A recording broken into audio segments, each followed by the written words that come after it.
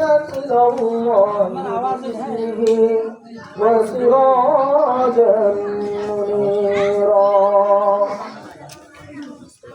أما بعد، فقد قال الله تعالى في كلامه الحكيم وفرقانه المجيد: أعوذ بالله من الشيطان الرجيم. بسم الله الرحمن الرحيم. لتجدن أشد الناس عداوة للذين آمنوا اليهود والذين أشركوا، ولتجدن أقربهم مودة للذين آمنوا الذين قالوا إنا نصارى، ذلك بأن منهم قسيسين ورهبانا وأنهم لا يستكبرون. وعن أبي هريرة رضي الله تعالى عنه أنه قال: وعدنا رسول الله صلى الله عليه وسلم غزوة الهند، فإن أدركها أنفق فيها نفسي ومالي، فإن تقتل كنت من أفضل الشهداء، وإن أرجع فأبو هريرة المحرم. اللهم صل على محمد وعلى آل محمد كما صليت على إبراهيم وعلى آل إبراهيم إنك حميد مجيد. اللهم بارك على محمد وعلى آل محمد كما باركت على إبراهيم وعلى آل إبراهيم إنك حميد مجيد. سبحانك لا علم لنا إلا ما علمتنا إنك أنت العليم الحكيم.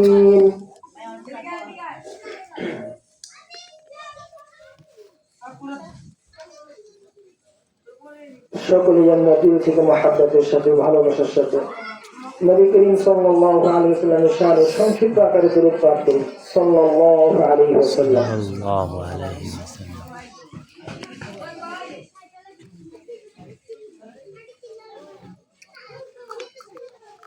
আল্লাহ রাব্বুল আলামিন দরবারে লাখ কোটি স্তোত্র ও শুকর, যিনি আমাদেরকে যখন বিশেষভাবে আমাদের দেশ হাজারো রকমের ষড়যন্ত্রের শিকার, যখন আমার দেশ নিয়ে দেশের ভেতরের এবং বাহিরে বিভিন্ন মহল থেকে ষড়যন্ত্র চলছে, আমাদের স্বাধীনতা খর্ব করা পায়তারা চলছে, সে সময় আসলে আমাদের এই মাহফিল করার আসলে আর সময় থাকে না, বরং স্বাধীনতাকে ধরে রাখার জন্য, এই বিপ্লবকে ধরে রাখার জন্য আমাদের থাকতে হবে কখনো রাজপথে, কখনো থাকতে হবে জিহাদের ময়দানে। তারপর আল্লাহ রাব্বুল আলামিন আমাদেরকে দ্বীনের এই এত বড় একটা মজলিসে সমবেত হওয়ার সুযোগ করে দিয়েছেন। দ্বীনে কিছু কথা বলা ও শ্রবণ করার জন্য আমাদেরকে সমবেত হওয়ার তৌফিক দিয়েছেন। এজন্য আমরা দিল থেকে শুকরিয়া আদায় করি আলহামদুলিল্লাহ। বিশেষভাবে আজকে যারা এই মাহফিল আজকে এই হাফলার ইন্তজাম করেছেন, জয়পাড়ার সর্বশ্রেণীর ধর্মপ্রাণ মুসলিম, তাদেরকে আমার দিল থেকে শুকরিয়া।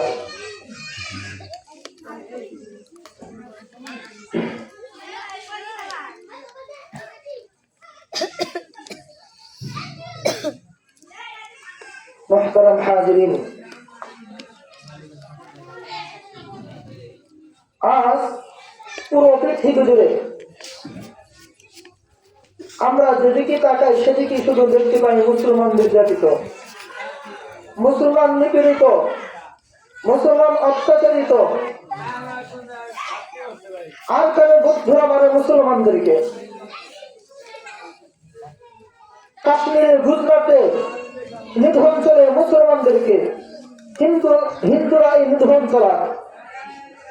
ফিলিস্তিনের গাজায় ইহুদিরা মুসলমানদের বহুরচিত হত্যাকাণ্ড ঘটায়। যেখানে তাকাই সেখানে শুধু মুসলিম নির্যাতিত, মুসলিম নিপীড়িত, মুসলিম মার খায়। আমার এই সোনার ভূমি বাংলাদেশ আর সকলের নজর এই সোনার ভূমির দিকে পড়েছে। আমার সোনার মাতৃভূমি বাংলাদেশও আজ বিভিন্ন মহল থেকে বিভিন্ন রকমের ষড়যন্ত্র চলছে। কিভাবে মুসলমানদের দমন করা হবে, কিভাবে মুসলিমদেরকে নিধন করা হবে, কিভাবে মুসলিমদেরকে এদেশ থেকে উৎখাত করা হবে, কিভাবে বাংলাদেশের এই সার্বভৌম বিনষ্ট করা হবে, কিভাবে মুসলমানদের এই স্বাধীনতা নষ্ট করা হবে, এক ষড়যন্ত্র চলছে।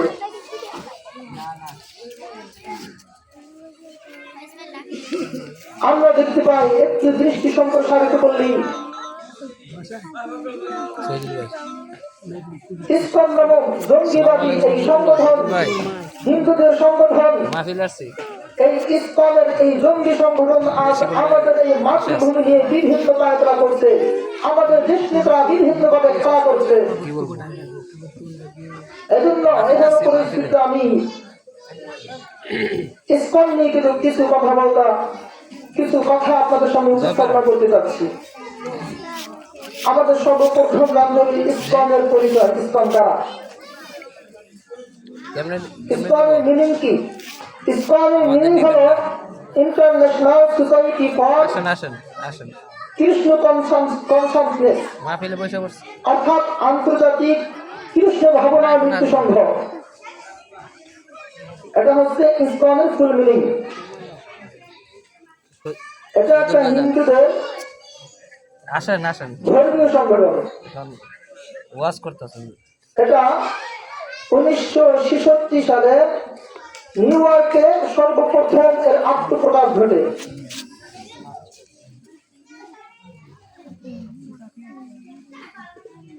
এই ইসলাম নামক এই জঙ্গি সংগঠন এরা আমাদের দেশে বিভিন্ন অপতৎপরতা চালিয়ে যাচ্ছে। ধর্মীয় একটা সংগঠন, কিন্তু ধর্মের আড়ালে তারা হাজারো রকমের অন্যায় কাজ করে যাচ্ছে, এমনকি আমাদের স্বাধীনতা বিপন্ন করার এক অপচেষ্টা চালাচ্ছে। ওদের কি কি তৎপরতা রয়েছে সংক্ষিপ্ত আকারে যদি আমরা বলি, ওদের এক নম্বর তৎপরতা হচ্ছে ধর্ম প্রচারের নামে ধর্মান্তকরণ। ধর্ম প্রচারের নামে ধর্মান্তকরণ অর্থাৎ মুসলিমদেরকে ইসলাম থেকে বের করে হিন্দু ধর্মে দীক্ষিত করা। মুসলিমদেরকে ইসলাম থেকে বের করে হিন্দু ধর্মে দীক্ষিত করা। এজন্য তারা বাংলাদেশের পাহাড়ি এলাকার বিভিন্ন সাহায্যের নামে কিংবা ভিন্ন কোনো উপায়ে বাংলাদেশের মুসলিমদেরকে তারা হিন্দু ধর্মে দীক্ষিত করার জন্য সর্বাত্মক চেষ্টা চালিয়ে যাচ্ছে। এটা আমার মন করা কোনো কথা না। যুগান্তর পত্রিকার চলতি বছরের 34 নম্বর এটা প্রকাশ করেছে যে ইসলামের একটা কাজ হলো বাংলাদেশের মুসলিমদেরকে ইসলাম থেকে বের করে হিন্দু ধর্মে দীক্ষিত করা। নাউযুবিল্লাহি মিন যালিক। ওদের 2 নম্বর কাজ হচ্ছে প্রতারণা ও হয়রানি। প্রতারণা ও হয়রানি অর্থাৎ আমাদের দেশের নারীদেরকে সরল মনা এই নারীদেরকে প্রেমের ফাঁদে ফেলে ব্ল্যাকমেইল করে তাদের কাছ থেকে বিভিন্ন অর্থ তারা কেড়ে নেয়। এমনকি কখনো কখনো চাপ প্রয়োগ করে তাদেরকে বিবাহ করতে বাধ্য করে, বিবাহ করার পরে বিবাহ পরবর্তীতে তাদের অন্তরঙ্গ সম্পর্ক স্থাপন করে সেই অন্তরঙ্গ সম্পর্ক ভিডিও ধারণ করে সেটা ওরা রেখে দেয়। এরপর তালাক দিয়ে দেয়। এরপর কি দিয়ে দেয়? তালাক দিয়ে দেয়। তালাক দেওয়ার পরে এই মুসলিম নারীদেরকে তারা বিভিন্নভাবে ব্ল্যাকমেইল করে রাখছে, বিভিন্নভাবে হয়রানি করে তাদের কাছ থেকে অর্থ, তাদের কাছ থেকে বিভিন্ন সম্পদ তারা কেড়ে নেয়। এমনকি বাংলাদেশে মুসলিম নারীদেরকে তারা প্রেমের ফাঁদে ফেলে ব্ল্যাকমেইল করে শারীরিক সম্পর্ক স্থাপন করে তাদেরকে শ্বাসরোধে হত্যা পর্যন্ত ঘটায়। এটা ইসলামের একটা কাজ। ধর্মের মুখোশ করে তারা এই ধরনের অন্যায় কাজ করে যাচ্ছে। এটা আমি আমার মন করা কোনো কথা বলে নেই। দৈনিক ইত্তেফাক 2024-এর 24 এপ্রিল এটা প্রকাশ করেছে। দৈনিক ইত্তেফাক 24 এপ্রিল 2024। ওদের আরেকটা কাজ হলো মুসলিম সেজে বিয়ে করা। কি সেজে বিয়ে করা? মুসলিম সেজে বিয়ে করা। আমরা একটা তথ্য থেকে জেনেছি রাজশাহীর একজন চিকিৎসক যার নাম হলো অর্জুন চন্দ্র চৌধুরী। অর্জুন চন্দ্র চৌধুরী। এই অর্জুন চন্দ্র চৌধুরী নামক একজন ইসকনের সদস্য, সে মুসলিম সেজে তার আইডেন্টিটি গোপন রেখে, তার পরিচয় গোপন রেখে একজন মুসলিম নারীকে বিবাহ করেছে। 7 বছর পরে সেটা কি প্রকাশ পেয়েছে যে এই লোকটা কিনা মুসলিম না, এই লোকটা একজন হিন্দু, সে ইসকনের সদস্য। এই কথা আমি আমার নিজের থেকে বলি নাই, বরং এইটা প্রকাশ করেছে দৈনিক ইত্তেফাক 24 জুলাই 2020। দৈনিক ইত্তেফাক 24 জুলাই 2020। এটা শুধু একটা উদাহরণ দিলাম যে তারা মুসলিম সেজে মুসলিম নারীদেরকে কি করে? বিবাহ করে। এরকম ঘুরি ঘুরি উদাহরণ দেওয়া যাবে। সবগুলো পত্রিকায় আসে না, সবগুলো কিছু আসে না, সংবাদ মাধ্যমে আসে না। ওদের আরেকটা কাজ হলো মানব পাচার করা। কি পাচার করা? মানব পাচার করা। অর্থাৎ তারা আমাদের দেশের মুসলিম তরুণদেরকে ব্ল্যাকমেইল করে কিংবা বিভিন্ন উপায়ে তারা ইন্ডিয়ায় নিয়ে যায়, ভারতে নিয়ে যায়। ভারতে নিয়ে সেখানে যৌন মূল্যে চড়াদামে কি করে দেয়? বিক্রি করে দেয়। আমাদের দেশে মুসলিম নারীদেরকে বিভিন্নভাবে ব্ল্যাকমেইল করে কিংবা বিভিন্ন উপায়ে তাদেরকে ফুসলিয়ে ভারত নিয়ে যৌন মূল্যে চড়াদামে কি করে দেয়? বিক্রি করে দেয়। এটা আমি আমার নিজের থেকে বলি নাই, বরং এই কথা রয়েছে সেভ আওয়ার সিস্টার একটা বই, ওই বইয়ের 85 নম্বর পৃষ্ঠায়, সেভ আওয়ার সিস্টার নামক বইয়ের 85 নম্বর পৃষ্ঠায়, যে তারা আমাদের দেশে মুসলিম নারীদের সাথে এমন আচরণ করে। এই সংখ্যা কিন্তু যে তারা আমাদের দেশের মুসলিম নারীদেরকে এই দেশ থেকে ফুসলিয়ে কিংবা ব্ল্যাকমেইল করে ভারতে নিয়ে যৌন পল্লীতে বিক্রি করেছে, এই ধরনের মুসলিম তরুণী কিন্তু 1 2 না হাজার হাজার মুসলিম তরুণী রয়েছে, তাদেরকে তারা ব্ল্যাকমেইল করে কিনতে নিয়ে চড়া দিলে যৌন পল্লীতে বিক্রি করে দিয়েছে। আলহামদুলিল্লাহ। ওদের আরেকটা কাজ হলো আত্মসাৎ করা। কি করা? এই ইসলামের আরেকটা কাজ কি? আত্মসাৎ করা। অর্থাৎ তারা মানুষের কাছ থেকে তাদের আইডেন্টিটি পরিচয় করে আইডেন্টি গোপন রেখে কিংবা কখনো প্রকাশ করেও মানুষের সঙ্গে সুন্দর একটা সম্পর্ক স্থাপন করে, মানুষের সাথে ভালো একটা সম্পর্ক স্থাপন করে। কেমন যদি এরা খুবই অন্তরঙ্গ বন্ধু, এরা একে অপরের ভাই, এত সুন্দর সম্পর্ক স্থাপন করে, তাকে অবিশ্বাস করার কোনো কি নেই, কারণ নেই। এইভাবে সুন্দর সম্পর্ক স্থাপন করার মাধ্যমে মুসলিমদের কাছ থেকে কোটি কোটি টাকা কিংবা লাখ লাখ টাকা হাতিয়ে নিয়ে তারা আমাদের দেশ থেকে ইন্ডিয়া পালায় যায়। এইভাবে আমাদের সম্পদ প্রাপ্তি করে, আমাদের দেশের মানুষকে প্রতারণা করে, আমাদের দেশের মানুষকে ধোঁকা দিয়ে তারপর মানুষের কাছ থেকে টাকা হাতিয়ে নিয়ে তারা ইন্ডিয়ায় পালিয়ে জমায়। আরেকটা কাজ হলো এইভাবে আত্মসাৎ করা। এই আরেকটা কাজ হলো সামাজিক যোগাযোগ মাধ্যমে হয়রানি করে, সামাজিক যোগাযোগ মাধ্যমে হয়রানি করে, অর্থাৎ তারা তাদের বিভিন্ন সোশ্যাল মিডিয়ায় শক্তি নাম ব্যবহার করে, কি নাম ব্যবহার করে, শক্তি নাম ব্যবহার করে আমাদের এই দেশের তরুণদের সঙ্গে একটা সম্পর্ক স্থাপন করে, বিশেষভাবে ওদের টার্গেট থেকে মহিলা মাদ্রাসা ছাত্রীদের প্রতি, বিশেষভাবে টার্গেট থাকে কাদের প্রতি, মহিলা মাদ্রাসা ছাত্রীদের প্রতি এবং কলেজ স্কুলের ছাত্রীদের প্রতি, কলেজ এবং কি স্কুলের ছাত্রীদের প্রতি।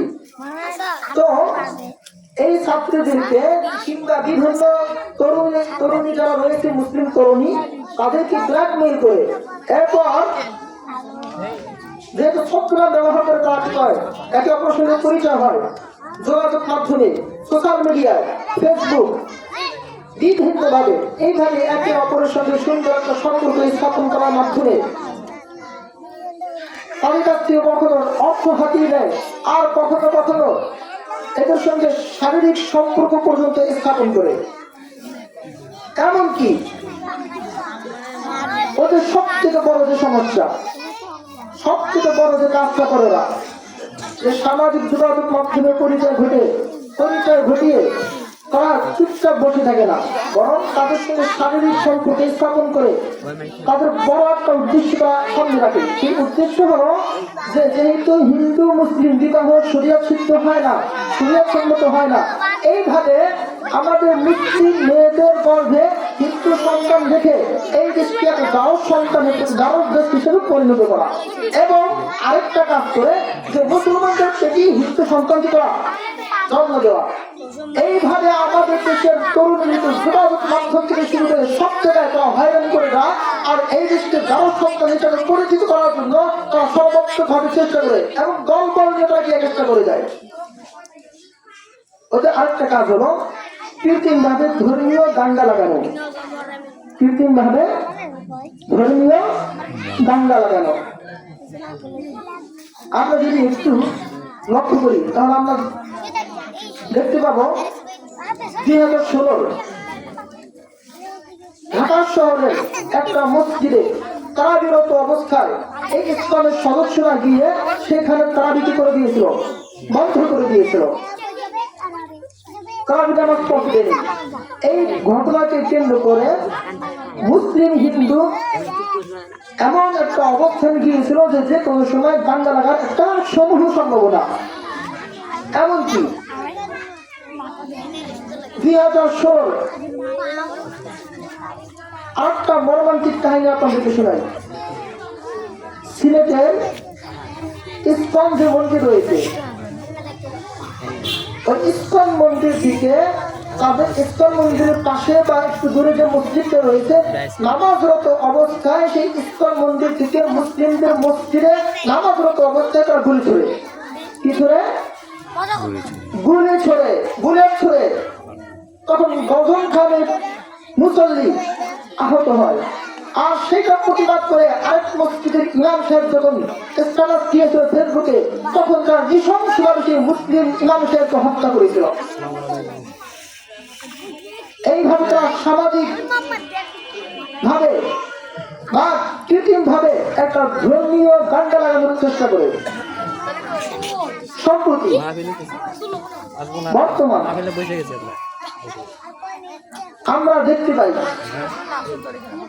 ইসকনের যে প্রধান চিন্ময় দাস রাষ্ট্রদ্রোহের মামলায় ওকে যখন গ্রেফতার করা হয়, ওকে যখন কি করা হয়, গ্রেফতার করা হয়, এমনকি যখন ইসকনের সদস্যরা জানতে পারে যে ইসকনের এই প্রধান চিন্ময়কে চট্টগ্রাম আদালতে তোলা হবে, তখন ইসকনের সদস্যরা আদালত পায় গিয়ে এমন ভাবে তারা বিশৃঙ্খলা সৃষ্টি করে এক পর্যায়ে পুলিশ বাহিনী যখন তাদেরকে স্থান ত্যাগ করতে বাধ্য করে, তখন পার্শ্ববর্তী মসজিদের উপর হামলা চালায়। কোথায় হামলা চালায়? পার্শ্ববর্তী মসজিদে। যখন পার্শ্ববর্তী মসজিদে হামলা চালায়, তখন কিছু আইনজীবী বাধা প্রদান করে। তাদের মধ্যে একজন ছিল সাইফুল ইসলাম আলিফ ভাই। সাইফুল ইসলাম আলিফ ভাই।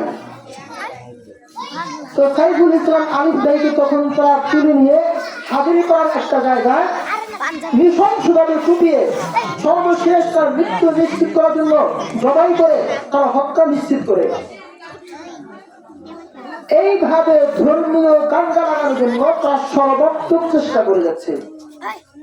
ধর্মীয় দাঙ্গা লাগানোর জন্য তারা সর্বাত্মক চেষ্টা করে যাচ্ছে যে এই দেশকে তারা শান্তিতে থাকতে দেবে না, এই দেশের মানুষকে তারা শান্তিতে ঘুমাতে দেবে না, এই দেশের মানুষকে তারা স্বাভাবিকভাবে থাকতে দেবে না, এই দেশের মানুষকে আরামে থাকতে দেবে না। এই জন্য বিভিন্ন উপায়ে বিভিন্ন সময় বিভিন্ন রকম কাজটা করে যাচ্ছে। আর এই ধরনের অন্যায়, এই ধরনের অত্যাচার করার কারণে ইসলাম শুধু বাংলাদেশে কি করে এই ধরনের অন্যায় অত্যাচার করার টানা পুরা পৃথিবী যেখানে যেখানে ইসলাম আছে সেখানে তারা এই ধরনের অন্যায় করে যাচ্ছে। এজন্য পৃথিবীর বিভিন্ন প্রান্তে ইসলামকে নিষিদ্ধ করা হয়েছে। পৃথিবীর বিভিন্ন দেশে ইসলামকে কি করা হয়েছে? নিষিদ্ধ ঘোষণা করা হয়েছে। উদাহরণস্বরূপ সিঙ্গাপুরে, মালয়েশিয়ায়, সৌদি আরবে, আফগানিস্তানে এবং ইত্যাদি ইত্যাদি অনেক দেশে ইসলামকে কি করা হয়েছে? নিষিদ্ধ ঘোষণা করা হয়েছে। এবং অনেক দেশেও ইসলামকে নজরদারির মধ্যে রাখছে যে যে কোনো সময় তাদেরকে কি করে দেবে?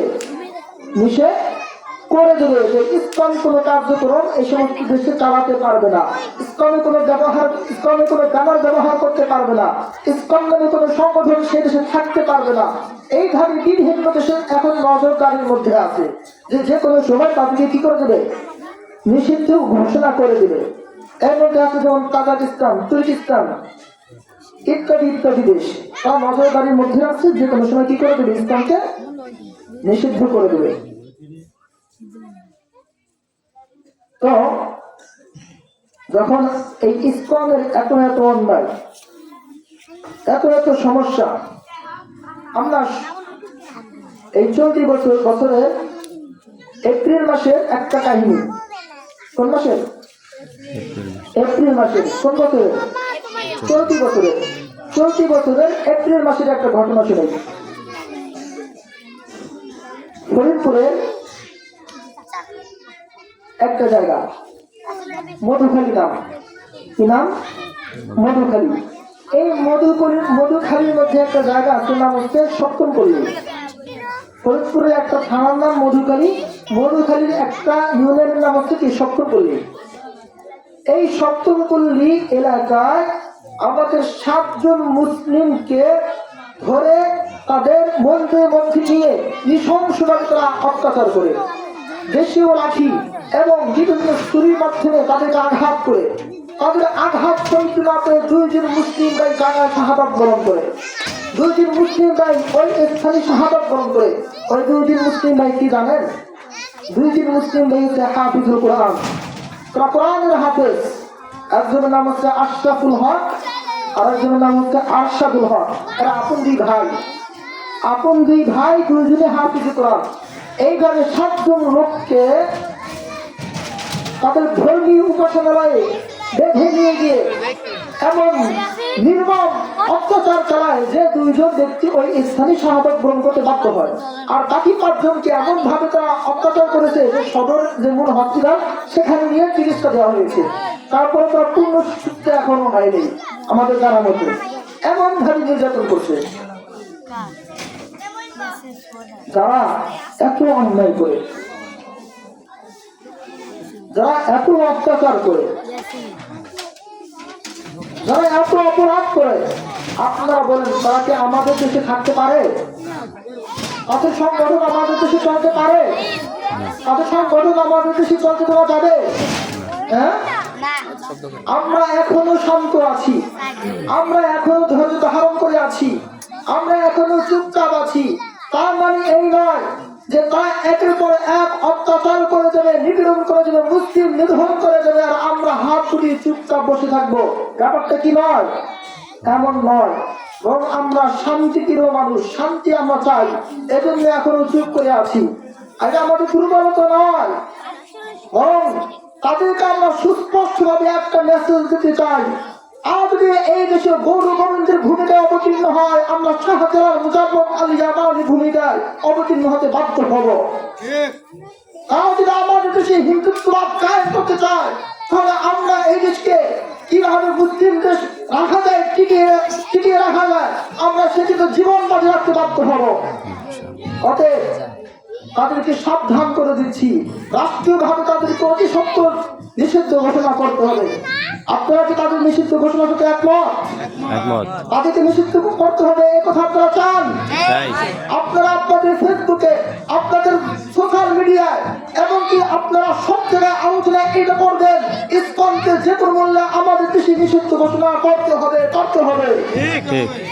ইসকনের কোন কর্ম, ইসকনের কোন কাজ, ইসকনের কোন তৎপরতা আমাদের দেশে চলতে দেওয়া হবে না, হবে না। ঠিক কিনা? অতএব আমাদের করণীয় কি? এই পরিস্থিতিতে আমরা কয়েকটা করণীয় আপনাদের সামনে উপস্থাপনা করি। 1 নম্বর, কোন মুসলিমকে যদি অন্যায়ভাবে হত্যা করে, কোন মুসলিমকে যদি অন্যায়ভাবে কি করে? হত্যা করে, সিরাতুন নবী থেকে আমরা শিক্ষা নেব যে অন্যায়ভাবে কোনো মুসলিমকে হত্যা করলে নবী করিম সাল্লাল্লাহু আলাইহি ওয়াসাল্লাম সে হত্যার বদলা কিভাবে নিয়েছেন, আমরা সিরাত থেকে সেটা শিক্ষা নেব। আপনাদের সামনে কয়েকটা ঘটনা আমি উপস্থাপনা করব। 1 নম্বর, মদিনার একটা ইহুদি গোষ্ঠী ছিল বনু কাইনুকা। কি নাম? মদিনার একটা বড় গোষ্ঠীর নাম ছিল ইহুদিদের গোষ্ঠী, সেই গোষ্ঠীর নাম বনু কাইনুকা। কি নাম? বনু কাইনুকা। বনু কাইনুকা। এই বনু কাইনুকার ইহুদিরা মদিনার একজন মুসলিম নারীকে বিবস্ত্র করেছিল। কি করেছিল? বিবস্ত্র করেছিল। আর একজন মুসলিম যুবক সেটার প্রতিবাদ করেছিল। মুসলিম যুবক প্রতিবাদ করার অপরাধে বনু কাইনুকার ইহুদিরা সেই মুসলিম যুবককে হত্যা করে ফেলেছিল। নবী করিম সাল্লাল্লাহু আলাইহি ওয়াসাল্লাম কিন্তু হাত গুটিয়ে চুপচাপ বসে থাকেন না, বরং সংখ্যায় মুসলিম তখনও মদিনায় কম, কিন্তু এই স্বল্প সংখ্যক মুসলিম নিয়ে বনু কাইনুকাকে নবী করিম সাল্লাল্লাহু আলাইহি ওয়াসাল্লাম 15 দিন পর্যন্ত অবরোধ করে রেখেছিলেন। কয়দিন? 15 দিন। 15 দিন অবরোধ রাখার পরে বনু কাইনুকা মাথা নত করতে বাধ্য হয়েছিল, তার মত স্বীকার করতে বাধ্য হয়েছিল। তখন নবী করিম সাল্লাল্লাহু আলাইহি ওয়াসাল্লাম মদিনা থেকে তারা বের হয়ে যাবে এই শর্তটাকে ক্ষমা করেছিলেন যে তোমরা মদিনায় থাকতে পারবে না। অতএব আমরা সুস্পষ্টভাবে বলতে চাই, যারা আমাদের দেশে মুসলিম নিধন করে আমাদের দেশে থাকতে চায়, তাদেরকে আমরা মদিনার শিক্ষা নিয়েছি সিরাতুন নবী থেকে কিভাবে দেশ থেকে বিতাড়িত করতে হয়। তাদেরকে এই দেশে আমরা থাকতে দেবো না। কোন জঙ্গি সংগঠন কিংবা জঙ্গি মনোভাব লালন করে এমন কোন ব্যক্তিকে আমরা আমাদের দেশে থাকতে দেব না, দেব না। দেবেন আপনারা? তাদেরকে এই দেশ থেকে আমরা বিতাড়িত করে ইনশাআল্লাহ। আরেকটা ঘটনা শোনাই। হুদায়বিয়ার সন্ধির সময়, কিসের সময়? হুদায়বিয়ার সন্ধির সময় ওসমান রাদিয়াল্লাহু তাআলা আনহুকে মক্কায় পাঠানো হয়েছিল। কোথায়? মক্কায় পাঠানো হয়েছিল। ওসমান রাদিয়াল্লাহু তাআলা আনহু যখন মক্কায় ছিলেন, তখন নবী করিম সাল্লাল্লাহু আলাইহি ওয়াসাল্লামের কাছে একটা খবর এলো। সেই খবরটি ছিল গুজব বলতো। কি সেই খবর?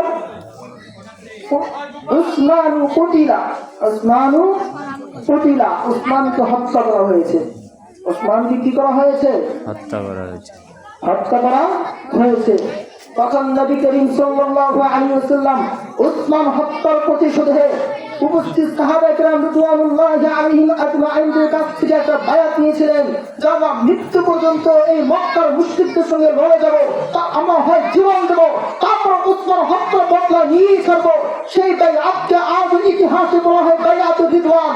আমরা হুদায়বিয়ার সেই সন্ধির সময় বায়াতুর রিদওয়ান থেকে শিক্ষা নিতে চাই। আমাদের জীবনকে, আমাদের মুসলিম একজন ভাইয়ের জীবন অনেক বড় মনে করি। এক মুসলিম ভাইকে বাঁচানোর জন্য আমরা কোটি কোটি বাংলাদেশি মুসলিমরা মাথা রাখতে বাধ্য হব। তারপরে এই দেশে শান্তি ফিরে রাখার জন্য সমস্ত ইসলামকে নিষিদ্ধ করতে আমরা সরকারকে বাধ্য করবো ইনশাআল্লাহ। ঠিক কিনা? হুদায়বিয়ার সন্ধি থেকে আমাদের কি বায়াতুর রিদওয়ান থেকে শিক্ষা নিতে হবে। 3 নম্বর ঘটনা, মুতার যুদ্ধের সময়, মুতার যুদ্ধের পূর্বে নবী করিম সাল্লাল্লাহু আলাইহি ওয়াসাল্লাম মক্কায় একজন দূত প্রেরণ করেন। তখন গাসসানের লোকেরা, গাসসান একটা গোত্রের নাম, গাসসান গোত্রের লোকেরা নবী করিম সাল্লাল্লাহু আলাইহি ওয়াসাল্লামের সেই দূতকে হত্যা করে ফেলেছে। দূতকে কি করে ফেলেছে? হত্যা করে ফেলেছে। অবস্থা এমন, যুদ্ধটা তখন এমন পরিস্থিতি যে মুসলমানদের সংখ্যা খুবই সামান্য, খুবই স্বল্প, খুবই নগণ্য। অপরদিকে শত্রু বাহিনীর সংখ্যা অনেক বেশি, কোনোভাবেই সমবন্টন হয় না, কাছাকাছিও যায় না। কিন্তু নবী করিম সাল্লাল্লাহু আলাইহি ওয়াসাল্লাম এই অসম যুদ্ধে লিপ্ত হওয়ার জন্য মুসলমানদের সংখ্যা কম হওয়া সত্ত্বেও মুতায় কিন্তু কি করেছিলেন? বাহিনী প্রেরণ করেছিলেন। মুসলমানদের দেশকে আগামী জীবন কিভাবে তারা পরিচালনা করবে, দেশকে কিভাবে পরিচালনা করবে এর একটা দৃষ্টান্ত রাখার জন্য। যে একজন মুসলিমের জীবনের গুরুত্ব এতটাই, একজন মুসলিমের জীবনের গুরুত্ব আমাদের কাছে এতটাই যে আমরা সংখ্যায় কম হতে পারি, আমরা অস্ত্রে কম হতে পারি, আমরা সবকিছুতে কম হতে পারি, আর আমাদের বিপক্ষের শত্রু অনেক বেশি হতে পারে, আমাদের শক্তি বেশি হতে পারে, অস্ত্র বেশি হতে পারে। কিন্তু মুসলমানের শক্তির বড় হচ্ছে ইমানের অস্ত্র। ইমানের অস্ত্রে বলিয়ান হয়ে শত্রু বাহিনী যতই শক্তিশালী হোক না কেন, তাদের সেই শক্তিকে খর্ব করার জন্য নবী করিম সাল্লাল্লাহু আলাইহি ওয়াসাল্লাম মুতার যুদ্ধে লোক প্রেরণ করেছিলেন কিনা? সেখান থেকে আমাদের শিক্ষা নিতে হবে। আমাদের পার্শ্ববর্তী দেশ যতই লাফালাফি করুক না কেন, যতই যা করুক না কেন, সংখ্যায় আমরা কম হতে পারি, অস্ত্রে আমরা কম হতে পারি, কিন্তু আমাদের ইমানি শক্তি রয়েছে। মুতার যুদ্ধ থেকে আমরা শিক্ষা নিয়েছি কিভাবে অল্প অস্ত্র নিয়ে শত্রু বাহিনী বিপুল সংখ্যক লোকদের সঙ্গে লড়তে হয়। অতএব আমাদেরকে সেই ভয় দেখাবেন না। কারণ মুসলমানদের যে বন্ধুকের ভয় দেখান, মুসলমান সেই বন্ধুকে লড়ে শাহাদাতের স্বপ্ন দেখে। মুসলমানদেরকে সেই মরণের ভয় দেখান, মুসলমান সেই মরণ স্বপ্ন দেখে। অতএব মুসলমানদেরকে কখনো মৃত্যু ভয় দেখাবেন না। মুসলমান ওই মৃত্যু মনে প্রাণে সবসময় দোয়া করে এবং কামনা করে, শাহাদাতের মৃত্যু করার কামনা করে। আপনারা করেন কিনা? জীবনের বিনিময় হলো দেশকে ঠিক রাখা, মুসলমানদেরকে ঠিক রাখা, জাতিকে ঠিক রাখা। আপনারা চান কিনা? 4 নম্বর ঘটনা, মান অঞ্চলের গভর্নর। কোন অঞ্চল? মান অঞ্চল। মান অঞ্চলের গভর্নর ফারওয়া বিন আমর। এই ফারওয়া বিন আমর ইসলাম গ্রহণ করার কারণে রোমানের লোকেরা তাকে হত্যা করে ফেলে। কারা হত্যা করে? রোমানের লোকেরা। রোমান কারা জানেন? রোমানের শক্তিটা বুঝতে হলে, রোমানের শক্তি বুঝতে হলে আমাদের এখন বুঝতে হবে বাংলাদেশের তুলনায় আমেরিকা কতটা শক্তিশালী। বলেন তো, আমেরিকা কি বাংলাদেশকে কোনো দেশ হিসেবে গুনবে? হ্যাঁ, ওদের কাছে দেশ কোনো দেশ হিসাবে বিবেচিত হবে? এই শক্তি কোনো শক্তি হিসেবে বিবেচিত হবে? আমেরিকার কাছে যেমন বাংলাদেশ কোনো আলাদা মূল্য রাখে না, শক্তি হিসাবে কোনো দাম পায় না, ঠিক ওই সময় মদিনার মুসলমানরা রোনালদের কাছে স্বল্প সংখ্যক মদিনার লোক হওয়ার কারণে তাদের কাছে কোনো মূল্য ছিল না, এবং তারা ছিল বিশাল এক সাম্রাজ্য, বিশাল শক্তিধর এক বাহিনী। তো নবী করিম সাল্লাল্লাহু আলাইহি ওয়াসাল্লাম তখন জীবন সায়ান্নে যে কোনো সময় তার মৃত্যু সংঘটিত হতে পারে, সেই মৃত্যুর সময় নবী করিম সাল্লাল্লাহু আলাইহি ওয়াসাল্লাম এক মুসলিম ব্যক্তিকে হত্যা করার অপরাধে এত বড় সাম্রাজ্যের বিরুদ্ধে একটা বাহিনী প্রস্তুত করে রেখে দিয়েছিলেন। সেই বাহিনীর নাম হচ্ছে, সেই বাহিনীর প্রধান হচ্ছে উসামা বিন যায়েদ রাদিয়াল্লাহু তাআলা আনহু। তো সাম্রাজ্য যত বড়ই হোক না কেন, শক্তি যত বড়ই হোক না কেন, আমরা সংখ্যায় কম হতে পারি, অস্ত্রে কম হতে পারি। নবী করিম সাল্লাল্লাহু আলাইহি ওয়াসাল্লাম সিরাত আমাদেরকে শিক্ষা দেয়, সেই সিরাত থেকে আমরা শিক্ষা নেব যে সংখ্যায় আমরা কম হতে পারি, কিন্তু আল্লাহ রাব্বুল আলামিন বলেছেন কাল্লিন ফিআতিন কালিলাতিন গালাবাত ফিআতান কাসীরাতান বিইذনিল্লাহ।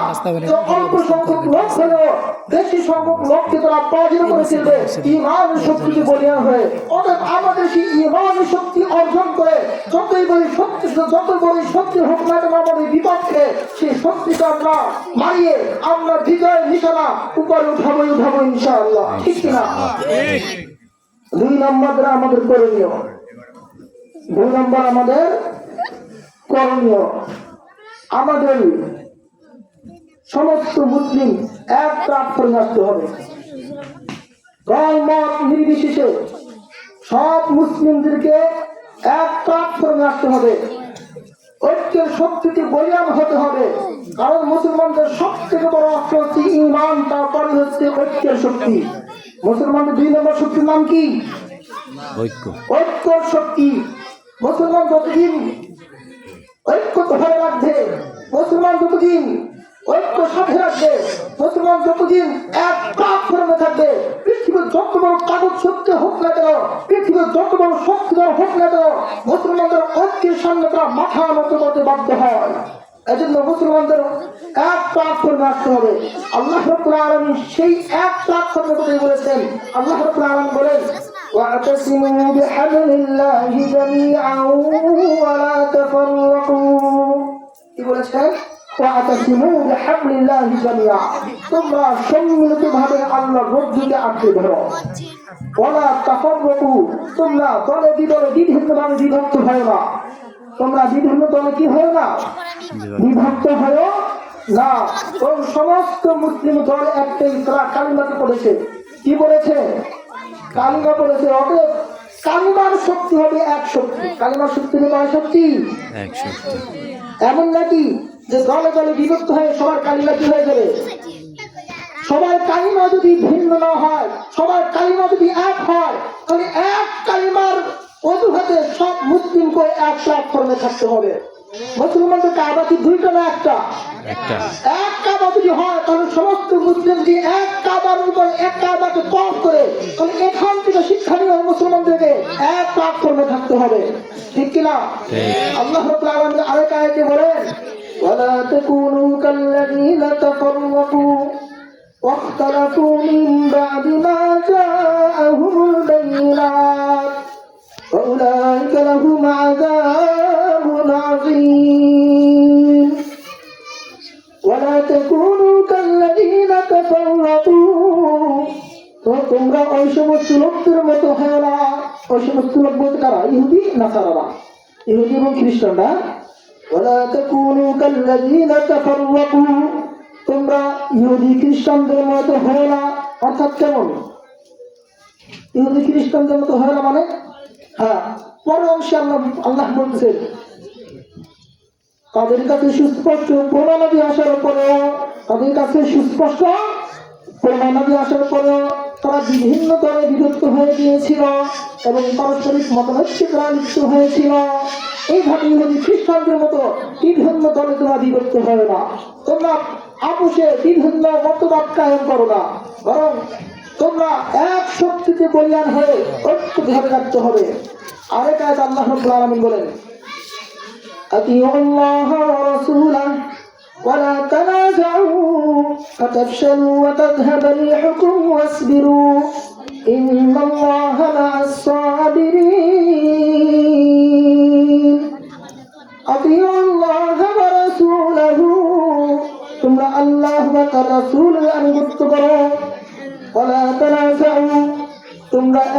অপরের সঙ্গে বাদ বিতণ্ডায় লিপ্ত হয় না, তোমরা একে অপরের সঙ্গে ঝগড়ায় লিপ্ত হয় না, তোমরা একে অপরের সঙ্গে মনোমালিন্য করো না। ফাতাফশালু, তাহলে তোমরা দুর্বল হয়ে যাবে। ওয়াতাযহাবা রিহুকুম, তোমাদের শক্তি খর্ব হয়ে যাবে। ওয়াসবিরু, কারণ যদি পারস্পরিক কোনো সমস্যা সামনে আসে তাহলে সমস্যার উপর তোমরা ধৈর্য ধারণ করো। ইন্নাল্লাহা মা'আস সাবিরিন, নিঃসন্দেহে আল্লাহ সবরকারীদের সাথে রয়েছেন। আল্লাহ কাদের সাথে রয়েছেন? সবরকারীদের সাথে রয়েছেন। অর্থাৎ সবর করে হলেও আমরা আমাদের ঐক্য ধরে রাখতে হবে, বাদ বিতণ্ডে লিপ্ত হওয়া যাবে না, দলে বিদলে বিভক্ত হওয়া যাবে না। মুসলমানদের 3 নম্বর করণীয়, শক্তিশালী ইসলামী মিডিয়া গঠন করতে হবে। শক্তিশালী ইসলামী মিডিয়া তৈরি করতে হবে, কারণ কোন শক্তিশালী মিডিয়া ছাড়া আমরা কখনো শক্তি অর্জন করতে পারবো না। মিডিয়া অনেক বড় একটা শক্তি, মিডিয়া কি অনেক বড় একটা শক্তি, অনেক বড় শক্তি। এখানে কি ঘটেছে? সবাইকে ফেসবুক দেখে, আর ফেসবুকের সব সংবাদ কি সবাই দেখতে পায়? ফেসবুকের সব সংবাদ সবাই কিনা দেখতে পায় না, কিন্তু জাতীয় যে পত্রিকা আছে বা গণমাধ্যম আছে এইগুলো কিন্তু সব দেখা যায়, সবাই কম বেশি করে, ঠিক না? সত্য হোক মিথ্যা হোক, মানুষ যখন কোনো মিডিয়ায় দেখবে যে কোনো পত্রিকা আসছে তখন কিন্তু আবার ফেসবুকে কি বলে এটা বিশ্বাস করবে না, বরং পত্রিকায় কি আসছে ওইটা বিশ্বাস করবে। বরং একই সংবাদ যদি পত্রিকায় একরকম ছাপে আর ফেসবুকে আরেক রকম আসে, তাহলে মানুষ ফেসবুককে বাদ দিয়ে পত্রিকার খবরটা কি করবে? গ্রহণ করবে। এজন্য আমাদের শক্তিশালী ইসলামী মিডিয়া কি করতে হবে? গঠন করতে হবে। সেটা সোশ্যাল মিডিয়া হোক, প্রিন্ট মিডিয়া হোক, প্রিন্ট মিডিয়া, সোশ্যাল মিডিয়া, সব মিডিয়া আমাদের কি শক্তিশালীভাবে ইসলামের পক্ষে থাকতে হবে। দেখেন, এই যে গত পরশুদিন বীরশ্রেষ্ঠ শহীদ সাইফুল ইসলাম আরিফ ভাইকে যে হত্যা করা হয়েছে, আচ্ছা আপনারা বলেন তো, এই বীরশ্রেষ্ঠ শহীদ সাইফুল ইসলাম আরিফ ভাইকে কে হত্যা করেছে? কারা হত্যা করেছে জানেন? ইসকনের সদস্যরা। কারা হত্যা করেছে? ইসকনের সদস্যরা হত্যা করেছে। মুসলমানদের দেশে থেকে মুসলমানদের সমস্ত জিনিস ব্যবহার করে, মুসলমানদের সহানুভূতির মধ্যে থেকে, মুসলমানদের কোলের মধ্যে থেকে মুসলমানদের পিঠে আঘাত করে, মুসলমানদের কোলে বসে পিছন থেকে ছুরি মারে। এই ইসকনের লোকেরা বীরশ্রেষ্ঠ শহীদ আরিফুল ইসলাম নাকি কি করতে? হত্যা করছে। কিন্তু একটা আন্তর্জাতিক গণমাধ্যম রয়টার্স, নাম কি নাম? রয়টার্স। এই আন্তর্জাতিক গণমাধ্যম রয়টার্সে এই শহীদ আরিফুল ইসলাম ভাইকে হত্যা করা যে প্রতিবেদন ছাপা হয়েছে সেটা কি জানেন? সেটা হলো এমন যে শহীদ আরিফুল ইসলাম ভাই ইসকনের যে চিন্ময় দাস রয়েছে, সেই চিন্ময় দাসের পক্ষের একজন উকিল। কার পক্ষের উকিল? ইসকনের সদস্য, ইসকনের প্রধান চিন্ময় দাসের পক্ষের উকিল। আর চিন্ময় দাসের পক্ষের উকিল হওয়ার কারণে সন্ত্রাসী গোষ্ঠী এই উকিল কি করছে? হত্যা করছে। অর্থাৎ তারা একথা বলতে চায় যে চিন্ময় দাস, আরিফুল ইসলাম ভাই চিন্ময় দাসের পক্ষে উকিল হওয়ার কারণে এই দেশের মুসলিমরা তাকে কি করছে? হত্যা করছে। হত্যা করলো ওরা, দায়িত্ব তো কাদের উপরে? মুসলমানদের উপরে। তারপরে কোন পত্রিকায়? কোন আমাদের জাতীয় পত্রিকা না, আন্তর্জাতিক পত্রিকা রয়টার্সে। পুরা বিশ্ব জানলো কি? পুরা বিশ্ব জানলো মুসলমান জঙ্গি, মুসলমান সন্ত্রাস, মুসলমান হিন্দুদের একজন উকিলকে নৃশংসভাবে জবাই করে হত্যা করেছে। এটা জানলো কিভাবে জানলো? এই আন্তর্জাতিক একটা গণমাধ্যমে, আন্তর্জাতিক একটা পত্রিকার মাধ্যমে। এই ভুল বা তথ্য দিয়ে পুরা বিশ্বকে মুসলমানদের, পুরা বিশ্বের সামনে মুসলমানকে জঙ্গি সাজানো হয়েছে, মুসলমানকে সন্ত্রাস হিসাবে সাব্যস্ত করা হয়েছে। এজন্য আমাদের অন্যতম একটা করণীয় হলো মুসলমানদের স্বাধীনভাবে ইসলামী একটা মিডিয়া থাকতে হবে, শক্তিশালী ইসলামী একটা মিডিয়া আসতে হবে। আমাদের এরকম একটা মিডিয়া থাকলে রয়টার্সের মতো এরকম জাতীয় আন্তর্জাতিক গণমাধ্যমে এই ভুল ভাল তথ্য প্রচার করে তারা সহজে পার পেতে পারত না। আমাদের না থাকার কারণে, আমাদের দুর্বলতার সুযোগ নিয়ে তারা এই কাজটা করে গেছে। এই জন্য আমাদের 3 নম্বর কর্মী হচ্ছে শক্তিশালী ইসলামী মিডিয়া তৈরি করতে হবে। 4 নম্বর, হিন্দুদের, তাদেরকে হিন্দুদেরকে এবং কোন অমুসলিমকে আমরা আমাদের অন্তরঙ্গ বন্ধু হিসাবে গ্রহণ করবো না। তাদের সঙ্গে কোনো বন্ধুত্ব সম্পর্ক আমরা স্থাপন করবো না। কোন অমুসলিমের সঙ্গে আমরা কি স্থাপন করবো না? বন্ধুত্বের সম্পর্ক স্থাপন করবো না।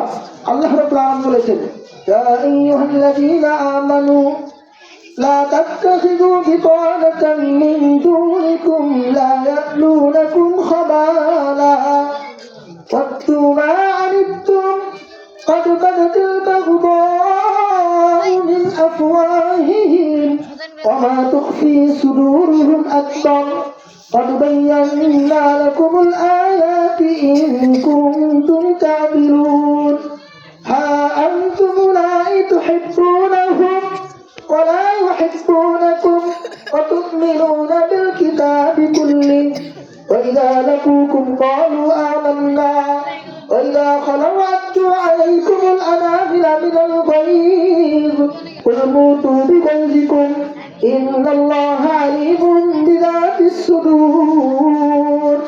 এই আয়াত দুইটা আল্লাহ রাব্বুল আলামিন বলেছেন, তোমরা লা তাত্তাখিযু বিতানাতান মিন দুনিকুম লা ইয়ালুনাকুম খাবালা, তোমরা অন্যদেরকে তোমরা অন্তরঙ্গ বন্ধু হিসাবে গ্রহণ করো না। লা ইয়ালুনাকুম খাবালা, তারা তোমাদের কল্যাণ চায় না, তারা তোমাদের অনিষ্ট চায়। বরং অত্যুনা আনিতুম, কোথায় তোমাদের ক্ষতি হবে, কিভাবে ক্ষতি হবে, তারা সবসময় মনে প্রাণে কামনা করে।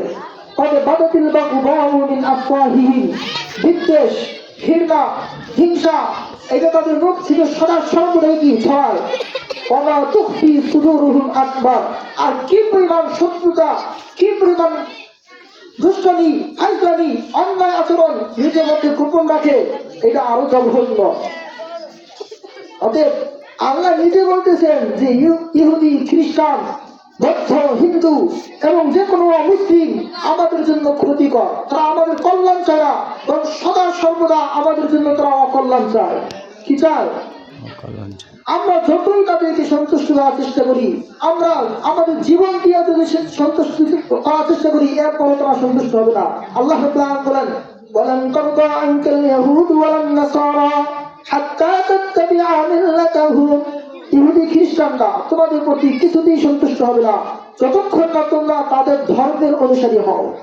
অর্থাৎ আপনি মুসলিম হয়ে যতই তাদেরকে চেষ্টা করেন বন্ধু বানিয়ে তাদের সঙ্গে ভালো সম্পর্ক রাখবেন, না না, তারা আপনার সাথে ভালো সম্পর্ক রাখবে না, আপনার প্রতি তারা সন্তুষ্ট হবে না যতক্ষণ না আপনি তাদের ধর্মে দীক্ষিত হন, তাদের ধর্মের অনুসারী না হন। তাদের ধর্ম অনুসরণ করলে কেবলমাত্র আপনি তাদের কাছে বন্ধু হতে পারবেন এবং সুসম্পর্ক স্থাপন করতে পারবেন, তাদের সন্তুষ্টি অর্জন করতে পারবেন, এছাড়া পারবেন না। এজন্যই তো আমাদের সবচেয়ে বড় শত্রুকে জানেন? আল্লাহ রাব্বুল আলামিন বলেছেন, লাতাজিদান্না আশাদ্দান নাসি আদাওয়াতান লিল্লাযীনা আমানুল ইয়াহুদা ওয়াল্লাযীনা আশরাকু, মানুষের মধ্যে সবচেয়ে বড় শত্রু ঈমানদার বান্দাদের জন্য তোমরা অবশ্যই পাবে ইহুদিদেরকে। তাদেরকে ইহুদি যারা তাদেরকে, ওয়াল্লাযীনা আশরাকু, এবং যারা শিরক করে তাদেরকে। আচ্ছা, হিন্দুরা শিরক করে না করে না?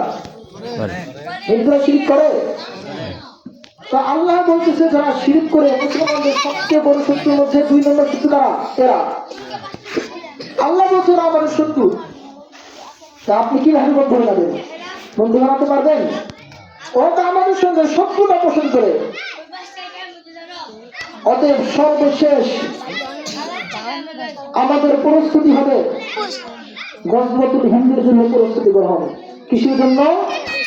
গজওয়াতুল হিন্দের জন্য প্রস্তুতি গ্রহণ। আল্লাহ রাব্বুল আলামিন বলেছেন, ওয়া'আইদু লাহুম মাসতাতা'তুম মিন কুওয়ান ওয়া মিন রিবাতিল খাইল তুরহিবুনা বিহি আদুওয়াল্লাহি ওয়া আদুওয়াকুম ওয়া আখারিনা মিন দুনিহি ওয়া'আইদু লাহুম মাসতাতা'তুম মিন কুওয়া।